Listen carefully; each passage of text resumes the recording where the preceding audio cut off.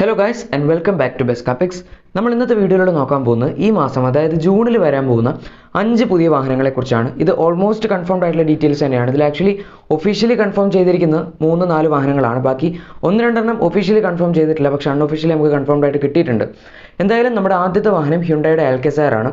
ഈ എൽകെസാർ എന്ന് പറയുന്ന വാഹനം 7 സീറ്റർ ക്രെറ്റയാണ്. ക്രെറ്റയിൽ വരുന്ന അതേ ഫീച്ചേഴ്സൊക്കെ തന്നെയാണ് ഈ ഒരു വാഹനത്തിലും വരുന്നത്. ആക്ച്വലി കുറച്ച് ഫീച്ചേഴ്സ് കൂടുതലായിരിക്കും എൽകെസാറിൽ വരാൻ പോകുന്നത്.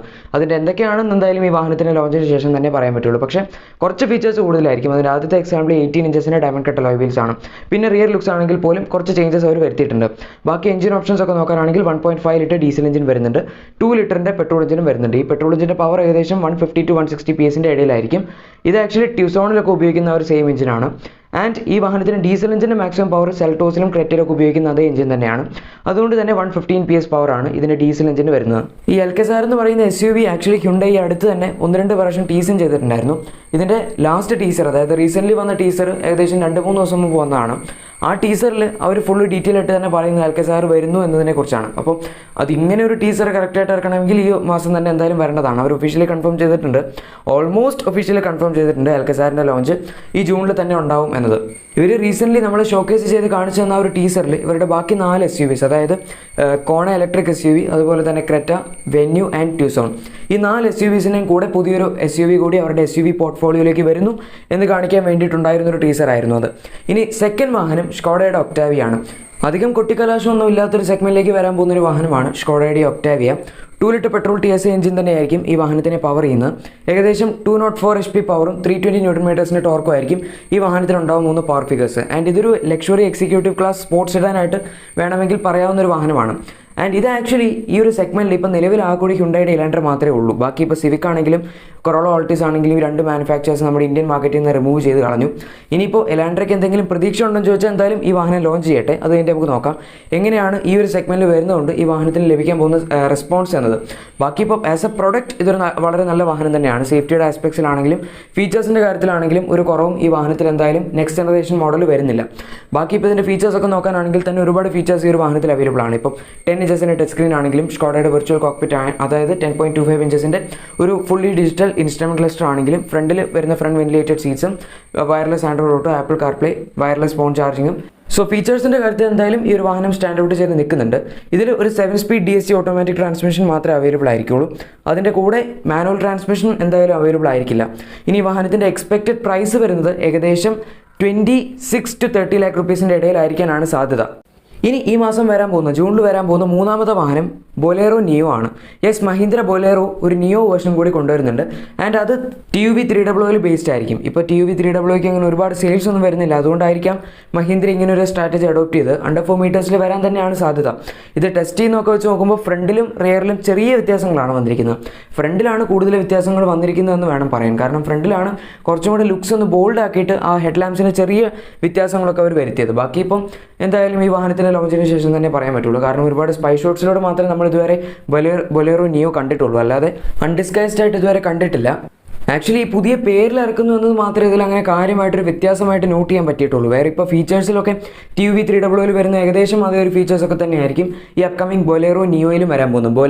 ബൊലേറോയുടെ ആ ഒരു മാർക്കറ്റിംഗ് നെയിം വെച്ച് TUV 300 അവരൊന്ന് റീഡിസൈൻ ചെയ്ത് മാർക്കറ്റ് ചെയ്യുന്നു, അല്ലെങ്കിൽ ആ ഒരു സ്ട്രാറ്റജി എന്ന് വേണമെങ്കിൽ പറയാം. TUV 300 ഇപ്പോൾ ഉള്ള ഫീച്ചേഴ്സ് നോക്കാനാണെങ്കിൽ സ്റ്റിയറിംഗ് മോഡ്, ഓഡിയോ കൺട്രോൾസ് ഉണ്ട്, പിന്നെ ഒരു ടച്ച് സ്ക്രീൻ ഫുട്ടേജിംഗ് സിസ്റ്റം ഉണ്ട്, പിന്നെ ഇപ്പോൾ ഒരു ഡീസൻറ്റ് സൈസ്ഡ് അലോയ് വീൽസ് ഉണ്ട്. ഇത്രയൊക്കെ തന്നെയാണ് ഈ TUV 300 പറയാൻ പറ്റുന്ന ഫീച്ചേഴ്സ്. സെയിം 1.5 ലിറ്റർ ഡീസൽ എഞ്ചിനോട് കൂടി തന്നെയായിരിക്കും ബൊലേറോ നിയോ വരാൻ പോകുന്നത്.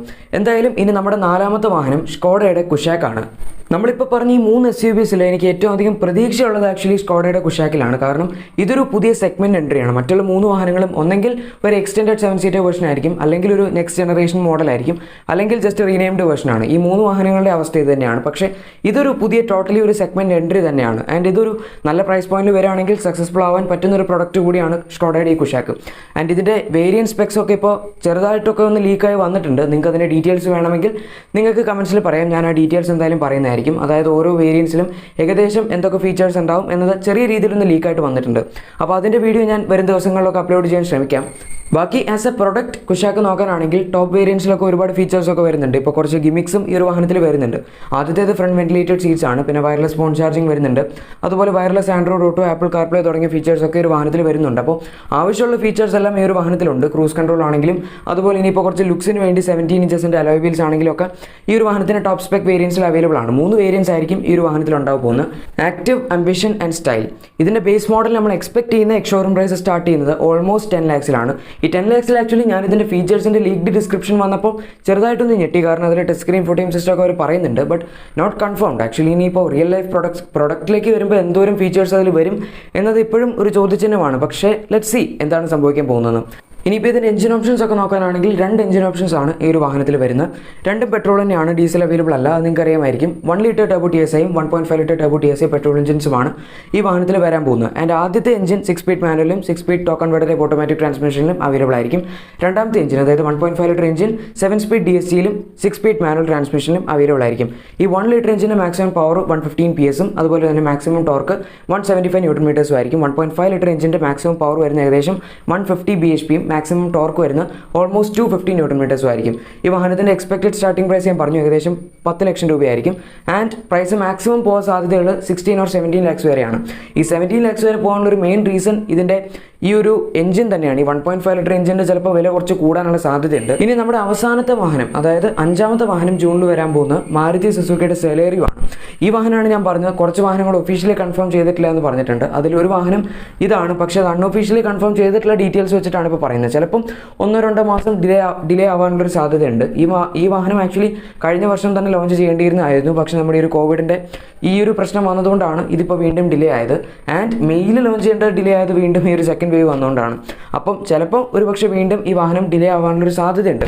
എന്തായാലും ഈ സെലേറിയോയുടെ പുതിയ ജനറേഷൻ മോഡൽ അല്ലെങ്കിൽ ഒരു പുതിയ ഫേസ് ലിഫ്റ്റ് മോഡലിനെ കുറിച്ച് പറയാനാണെങ്കിൽ ഇതിൽ കുറച്ച് ഫീച്ചേഴ്സ് അവർ അപ്ഗ്രേഡ് ചെയ്യുന്നതായിരിക്കും. അതിപ്പോൾ ടച്ച് സ്ക്രീൻ ഫോട്ടോയും സിസ്റ്റം ആണെങ്കിലും പിന്നെ അലോയ്സ് ആണെങ്കിലും ഓട്ടോ ഫോൾഡ് ബ്ലൂ RPMs ആണെങ്കിലും അങ്ങനെ ചെറിയ കുറച്ച് ഫീച്ചേഴ്സ് ഈ ഒരു വാഹനത്തിൽ അവർ അപ്ഡേറ്റ് ചെയ്യും. അതുപോലെ തന്നെ എഞ്ചിൻ ഓപ്ഷൻസ് ആണെങ്കിലും ഒരു പക്ഷേ ഈ വാഹനത്തിൽ 1.2 ലിറ്റർ എഞ്ചിൻ കൂടി അതായത് ഇവരുടെ തന്നെ 1.2 ലിറ്റർ വാഗണാറിലും അതുപോലെ ബലേനോയിലും ഒക്കെ വരുന്ന ആ ഒരു എഞ്ചിൻ കൊടുക്കാനുള്ള സാധ്യതയുണ്ട്. അതിപ്പം ഒരു നാച്ചുറലി ആസ്പിറേറ്റഡ് എഞ്ചിനാണ്.